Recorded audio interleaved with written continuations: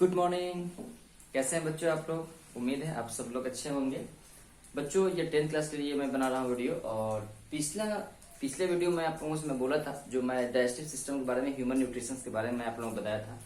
तो उसमें मैं बोला था कि ये हम लोगों को ऑटोट्रॉप्स छूट रहा था। ऑटोट्रॉप्स में स्पेशली हम लोग को फोटोसिंथेसिस प्रोसेस छूट रहा था। तो बच्चों क्लियरली आज मैं डिस्कस करने वाला हूँ फोटोसिंथेसिस प्रोसेस के बारे में। जितने भी सारे जो ग्रीन प्लांट्स होते हैं फोटोसिंथेसिस जो परफॉर्म करते हैं उसके बारे में हम लोग डिस्कस करते हैं। कैसे वो अपना खाना बनाते हैं, कौन कौन सा वो एसेंशियल कुछ रिक्वायरमेंट्स जो उसकी होती है, जो उसके प्रेजेंस में वो खाना बना पाते हैं, वो सारे चीज के बारे में हम लोग डिस्कस करेंगे। तो बच्चों फर्स्ट ऑफ ऑल हम लोग बात करेंगे what is photosynthesis, what is the actual definition of photosynthesis. Okay, simply बच्चों हम लोग क्या बोलेंगे, the conversion of solar energy into chemical energy with the help of H2O and CO2 inside the chlorophyll. Okay, again repeating, the conversion of solar energy into chemical energy with the help of carbon dioxide in water inside the chlorophyll. Okay, तो ये होगा आपका photosynthesis का definition. दूसरी बात बच्चों हम बात करते हैं, मैं यहाँ पे इसको लिख भी दिया हूँ, उसका रिएक्शन क्या होता है फोटोसिंथेसिस प्रोसेस के लिए। तो आपको मालूम है कि CO2 लेता है, 6 मॉलिक्यूल CO2 लेता है। कहाँ से लेता है वो? एयर से लेता है। इसके बाद 12 मॉलिक्यूल जो H2O लेता है वो कहां से लेता है? वो हम लोग कह सकते हैं सॉइल हम लोग बोल सकते हैं, या फिर रूट हम लोग लिख सकते हैं, सॉइल से लेता है। इसके बाद 673 कैलोरीज सोलर एनर्जी लेता है फ्रॉम द सन। कहां से लेगा?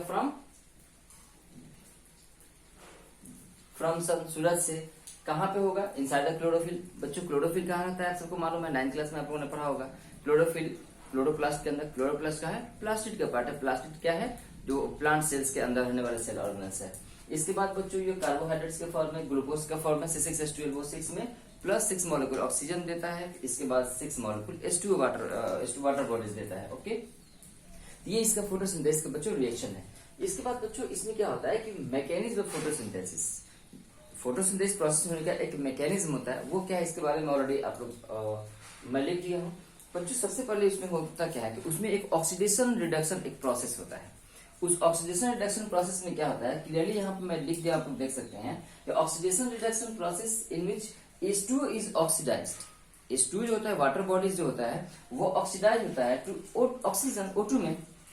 ये जो कार्बन डाइऑक्साइड होता है and CO2 is reduced into the carbohydrates.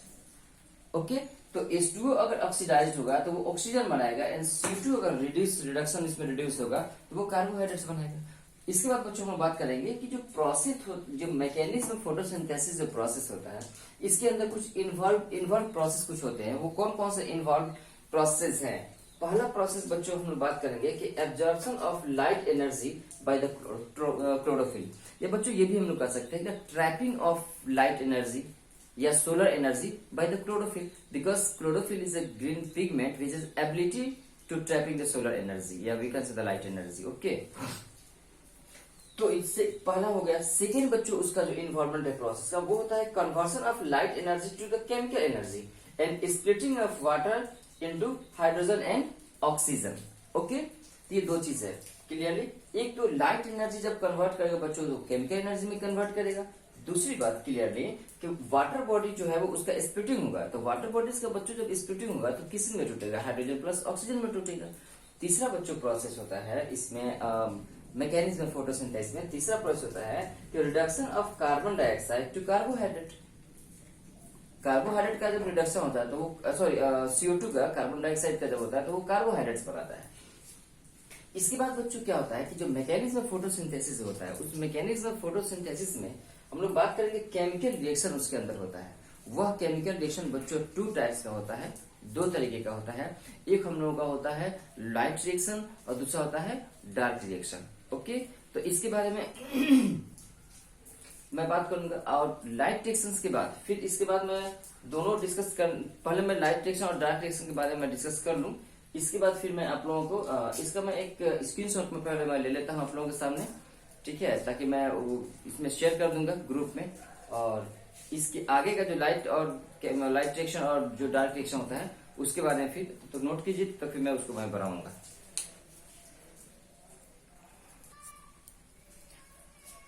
अच्छा बच्चों यहाँ पे मैं एक चीज छूट गया मुझसे। बच्चों हम लोग बात करेंगे कि फोटोसिंथेसिस प्रोसेस के लिए जो एसेंशियलिटी होता है। देखिए सिंपली ये क्या होता है, प्लांट्स लीफ है। ये लीफ के अंदर ही जनरली कुछ लोग कहते हैं कि photosynthesis takes place inside the leaf, it is not necessary बच्चों। Green part of the plants we can say, जो भी प्लांट्स का जो ग्रीन पार्ट होता है वहां पे क्लोरोफिल प्रेजेंट रहता है और उसके अंदर ये ट्रैपिंग एबिलिटी होता है सोलर एनर्जी का। तो बच्चों सिंपली हम लोग किसी प्लांट्स के अंदर वो वाटर बॉडीज कहां से लेता है, मैं यहाँ पे मैं लिखा हूँ वाटर बॉडीज लेता है फ्रॉम सॉइल, मिट्टी से ये वाटर बॉडीज ले लिया। दूसरी बात हम लोग बात करेंगे, ये सूरज से क्या लिया, solar energy from the sun and carbon dioxide from the atmosphere. ये तीनों प्रोसेस तीनों चीज का होता है। एक और चीज बच्चों यहाँ पे होता है जो मैं डिस्कस करूंगा आप लोगों को, कि the conditions which are necessary for the photosynthesis process. Simply बच्चों इसको मैं लिखूंगा नहीं, मैं एक्सप्लेन कर देता हूँ। ओके देखिए, the conditions which are necessary for the photosynthesis are, क्या क्या कंडीशंस होगा। पहला तो बच्चों होगा प्रेजेंस ऑफ क्लोरोफिल, सेकेंड होगा प्रेजेंस ऑफ H2O, थर्ड होगा presence of carbon dioxide, fourth होगा प्रेजेंस ऑफ सोलर एनर्जी, और फिफ्थ बच्चों एक और होता है सुटेबल टेम्परेचर। क्योंकि बच्चों ये सारे जो भी मटेरियल्स है, जो भी रिक्वायरमेंट्स है फोटोसिंथेसिस प्रोसेस होने के लिए, अगर इसके अंदर सुटेबल टेम्परेचर प्रोवाइड ना किया जाए तो फिर फोटोसिंथेसिस प्रोसेस नहीं हो पाएगा। तो इसलिए फिफ्थ भी हम लोग लेंगे, टेम्परेचर को लेंगे। ओके, तो ये प्रोसेस होता है फोटोसिंथेसिस में। जनरली मैं एक फिगर के साथ मैं दर्शा दिया हूँ कि कौन सा जो रॉ मटेरियल्स होता है फोटोसिंथेसिस के लिए इनऑर्गेनिक सब्सटेंस वो कहाँ से लेता है वो। इसके बाद हम लोग बात करेंगे light reaction and dark reaction के बारे में, जो कि इसको आप लोग तब तक नोट कीजिए। आ रहा हूं।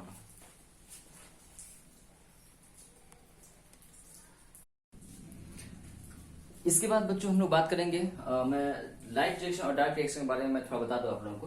देखिए बच्चों, ये जो मैं बताया था मैकेनिज्म फोटोसिंथेसिस, फोटोसिंथेसिस जो मैकेनिज्म होता है उसमें जो तीन प्रोसेस होता है वो प्रोसेस के बारे में मैं बता दिया था, कौन कौन सा प्रोसेस का इन्वॉल्वमेंट होता है।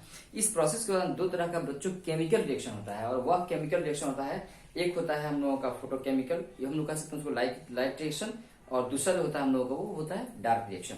तो बच्चों हम लोग बात करें, दोनों को मैं सिंपली डिफ्रेंशिएट कर दिया हूँ। ओके, तो क्या है डिफ्रेंशिएट, देखिए वन साइडेड है लाइट रिएक्शन, सेकंड साइड है डार्क रिएक्शन। एक तरफ हम लोग बात करेंगे कि लाइट रिएक्शन अगर इन द थाइलाक्वार्टर जो मेम्ब्रेन होता है हम लोग क्लोरोप्लास्ट का, उसके अंदर होता है। तो लाइट रिएक्शन अगर in the thylakoid membrane of the chloroplast. Secondly just opposite में कि it occurs, because the dark reaction occur in the stroma of the chloroplast. Stroma का स्ट्रक्चर आप लोगों ने पहले पढ़ा होगा। ये क्लोरोप्लास्ट का जब आप लोग स्ट्रक्चर पढ़ेंगे तो उसमें ये मिलेगा आप लोगों को।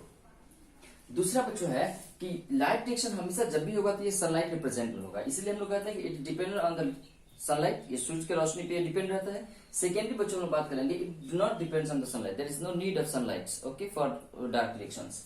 तीसरा बच्चों होता है chlorophyll pigments involve in this, कि जब भी बच्चों लाइट रिएक्शन होगा, क्योंकि इसमें ट्रैपिंग एबिलिटी, इसमें लाइट के प्रेजेंट में ये प्रोसेस हो रहा है, तो लाइट के प्रेजेंट में बच्चों प्रोसेस होगा तो जाहिर सी बात है उसमें क्या होगा, क्लोरोफिल होना चाहिए, उसमें कंपलसरी है, क्योंकि क्लोरोफिल तो उसको ट्रैप करेगा सोलर एनर्जी को।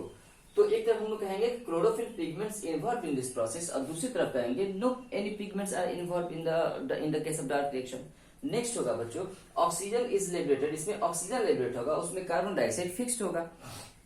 इसके बाद बच्चों हम बात करेंगे कि लाइट रिएक्शन के दौरान एडेनोसिन ट्राइफॉस्फेट जो एटीपी के फॉर्म में जो एनर्जी होता है, एटीपी और एनएडीपीएस के फॉर्म में, ये दोनों चीज का प्रोड्यूस होगा लाइट रिएक्शन में, इसलिए ATP and NADPH are produced. और दूसरे कंडीशंस में होगा glucose is produced by the using the energy, तो वह जो एनर्जी होगा कौन सा, एटीपी और एनएडीपीएच का जो इस्तेमाल करेगा और उससे वह ग्लूकोज बनाएगा। इसके बाद थोड़ा सा बच्चों ये आप लोग लिख लेंगे, इसको स्क्रीनशॉट लेके अपने कॉपी में नोट्स कर लेंगे। थोड़ा सा और इसी फोटोसिंथेसिस में कुछ डिस्कस मैं करूंगा आप लोगों को।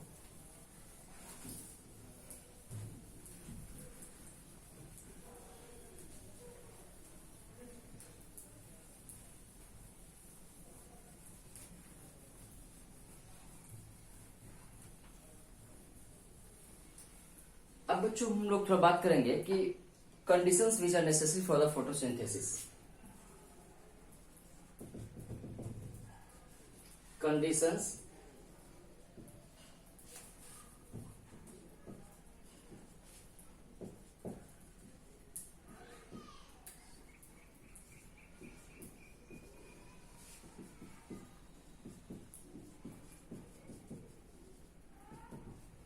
देखो बच्चों, conditions which are necessary for the photosynthesis simply मैं पहले में बताया हूं आप लोगों को। सबसे पहला एक नंबर में होगा, फर्स्ट में क्या होगा, प्रेजेंस ऑफ क्लोरोफिल। दूसरा क्या होगा,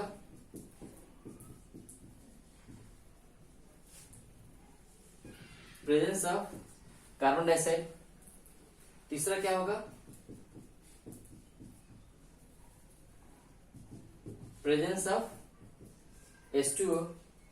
चौथा क्या होगा, प्रेजेंस ऑफ सनलाइट, या इसी को हम लोग सोलर एनर्जी भी कह सकते हैं। और एक कंडीशन बच्चों और होता है, और वह होता है